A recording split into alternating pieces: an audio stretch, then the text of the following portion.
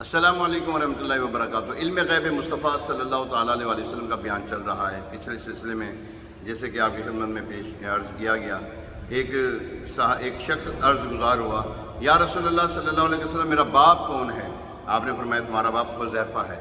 پھر دوسرا آدمی کھڑا ہوا، عرض گزار ہوا، یا رسول اللہ صلی اللہ علیہ وسلم میرا باپ کون ہے؟ ارشاد فرمایا سالم مولا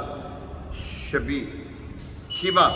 جب حضرت عمر رضی اللہ تعالیٰ عنہ نے آپ علیہ السلام کی چہرہ انور کی حالت دیکھی تو عرض کی، ہم اللہ تبارک یا رسول اللہ صلی اللہ علیہ وسلم ہم اللہ عز و جل کی طرف توبہ کرتے ہیں۔ دوسری روایت میں یوں ہے، حضرت انس بن مالک رضی اللہ تعالیٰ عنہ فرماتے ہیں، سورج ڈھلنے پر رسول اکرم صلی اللہ علیہ وسلم باہر تشریف لائے اور نماز ظہر پڑھی، پھر ممبر اقدس پر کھڑے ہو کر قیامت تک کا ذکر کیا اور بتایا کہ اس میں بڑے بڑے امور ہیں۔ پھر فرمایا جو کسی چیز کے بارے میں مجھ سے پوچھنا چاہتے ہو پوچھ لے، اور تم مجھ سے کسی چیز کے بارے میں نہیں پوچھو گے مگر میں تمہیں اسی جگہ بتاؤں گا، بس لوگ بہت زیادہ روئے۔ اور آپ علیہ السلام بار بار فرماتے رہے، مجھ سے پوچھ لو۔ حضرت عبداللہ بن حذیفہ سہمی رضی اللہ تعالیٰ عنہ نے کھڑے ہو کر عرض کی، میرا باپ کون ہے؟ حضور علیہ السلام نے فرمایا تمہارا باپ حذیفہ ہے۔ پھر آپ صلی اللہ علیہ وسلم بار بار فرماتے رہے، پوچھ لو مجھ سے پوچھ لو۔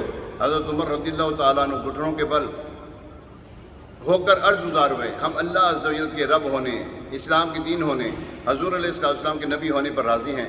حضور اقدس صلی اللہ علیہ وسلم خاموشی اختیار فرمائے، پھر فرمایا ابھی مجھ پر جنت اور جہنم اس دیوار کے گوشے میں پیش کی گئیں، میں نے ایسی بھلی اور بری چیزیں نہیں دیکھیں۔ ان احادیث مبارکہ سے ثابت ہوتا ہے کہ اللہ تبارک تعالیٰ کے حبیب لبیب صلی اللہ تعالیٰ علیہ وسلم کو قیامت تک کی تمام چیزوں کا علم عطا فرمایا گیا۔ اور یہ بھی معلوم ہوا کہ حضور اکرم صلی اللہ علیہ وسلم کے علم غیب میں اعتراض کرنا منافقین کا شیوہ ہے، طریقہ ہے۔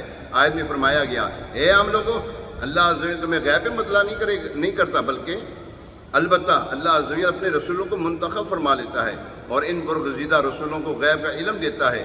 اور سید الانبیاء حبیب کبریا صلی اللہ علیہ وسلم رسول میں تو سب سے افضل اور اعلیٰ ہیں، انہیں سب سے بڑھ کر غیب کا علم عطا فرمایا گیا ہے۔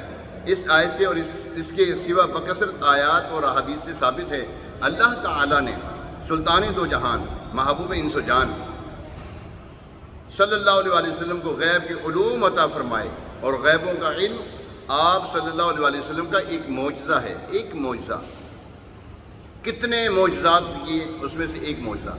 آیت کے آخر میں اللہ تبارک تعالیٰ فرماتا ہے، اے لوگو، تمہیں غیب کا علم نہیں دیا جاتا، تمہارا کام یہ ہے کہ اللہ عز و جل اس کے رسول پر ایمان لاؤ جس میں یہ بات داخل ہے کہ اس بات کی تصدیق کرو کہ اللہ تعالیٰ نے اپنے برگزیدہ رسولوں کو علیہ السلام کو غیب پر مطلع کیا ہے۔ ابھی عصر کی اذان کا وقت قریب ہے، انشاءاللہ تبارک تعالیٰ مزید علم غیب کے بارے میں سنیں گے انشاءاللہ۔ 10 احادیث مبارکہ میں نے اکٹھی کی ہوئی انشاءاللہ آپ کی خدمت پیش کروں گا۔ اللہ تبارک تعالیٰ ہمیں حضور علیہ السلام کی شان کو سمجھنے کی توفیق عطا فرمائے۔ ہاں، منافق نہیں سمجھ سکے۔ ہاں، ابو جہل کافر تھا نا، پکا کافر، اور فرمایا یہ میری امت کا جو ہے نا، یہ میری امت کا فرعون ہے۔ ابو جہل کے بارے میں فرمایا۔ اچھا، وہ دیکھو ایسا بدبخت ہے وہ شخص ابو جہل، ایمان نہیں لایا، مانتا سب کچھ ہے، کہنے لگا اے محمد صلی اللہ علیہ وسلم اگر تم اللہ کے نبی ہو، اس کو پتا نبی کا مطلب ہوتا ہے غیب بتانے والا۔ عربی دان تھا نا، عربی لوگ تھے، وہ جانتا تھا کہ نبی کا مطلب ہوتا ہے غیب بتانے والا۔ اس نے کہا اگر تم اللہ کے نبی ہو، اللہ کے سچے نبی ہو، تو بتاؤ میری مٹھی میں کیا ہے۔ اب دیکھو مٹھی میں میرے کیا ہے، بتا، تو کیا بتاتا ہے میری مٹھی میں ہے کیا؟ تیرے پاس اگر تو کہتا ہے نبی ہمارے جیسے ہیں، بتانا کیا ہے تیری مٹھی میں، بتائے گا کہ میری مٹھی میں کیا ہے؟ نہیں، کیوں؟ تیرے پاس ہے ہی نہیں نا۔ اللہ کے نبی ارشاد فرماتے ہیں میں بتاؤں یا تیری مٹھی میں جو ہے وہ بتائیں کہ میری مٹھی میں ہے کیا؟ تو حضور علیہ السلام کو اللہ نے علم غیب دیا ہے۔ تو ابو جہل سے بھی بدتر نکلا نا، اس کے وہ جو تھا ہی بدبخت، تو اس سے بھی بڑا بدبخت نکلا جو حضور علیہ السلام کے علم غیب پہ اعتراض کرتا ہے۔